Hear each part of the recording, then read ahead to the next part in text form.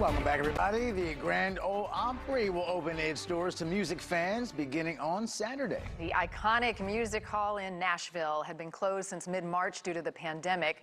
500 people will be allowed inside, which normally seats 4,400 people. Everyone must wear masks and be socially distant. This is the 95th year for the Grand Ole Opry. Well, beyond music, the pandemic has been devastating to the live event industry as a whole. We spoke with Michael Strickland today of Bandit Lights. The Tennessee company is involved in film, theater, TV, concerts, and more. And he says the industry, as we know it, is in danger of disappearing. Michael, let's start with a simple question. Give us an idea of just how big this industry is. Thanks, Joe, and thanks for having us. The live event industry is an $877 billion industry, according to the Bureau of Economic Analysis of the U.S. government, and we employ 10+ million people nationwide, and they're all unemployed at the moment. Right, so music fans know that they're not getting live events at their favorite venues, but explain how much deeper the ripples are beyond that favorite place where they go to listen to music. Behind every artist, you have sound people, light people, venue people, managers, agents, artists, bus people, truck people, laser people, pyro people. You would not imagine the plethora of people, and that's the 10 million people. We're sort of a large group of freelance folks, and for the most part, we'll work for one event for a while and then for another event for a while. And so these 10 million plus people are literally unemployed since March 13th and will be until March of next year. So that's a year without a paycheck. October the 15th is probably the edge of the cliff for the entertainment industry. And I field a great number of calls every day. I have an email loop of 1.2 million people.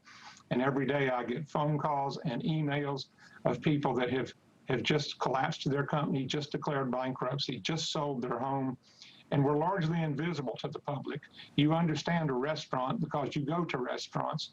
You understand gymnasiums and hair salons because you go to them, but you don't understand the backside of the live event business because we're the invisible people. How are all of these people hanging on, Michael? Starting in March, a quarter of the companies laid everyone off. And first there was the initial tranche of PPP and the enhanced unemployment. But of course, the enhanced unemployment and the PPP has long since run out.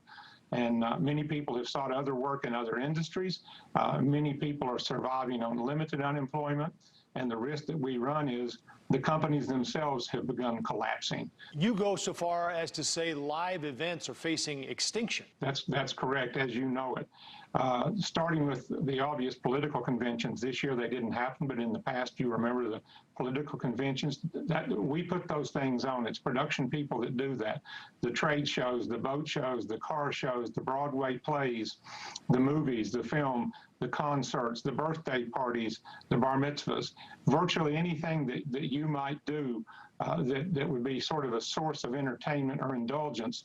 Those are the things that the people in our industry provide to you.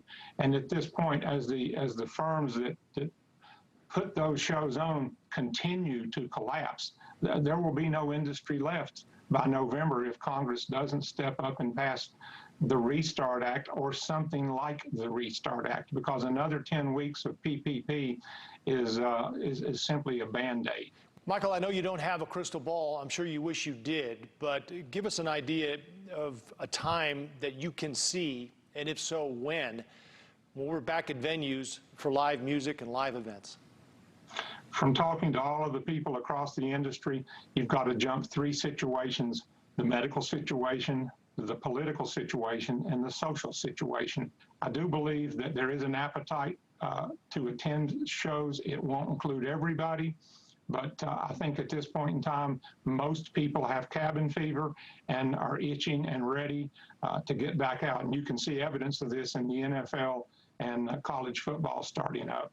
Michael Strickland, thank you so much for your time. We wish you and everyone in the live event industry the best, and we're all looking forward to getting back to those events as soon as possible. Thank you, sir.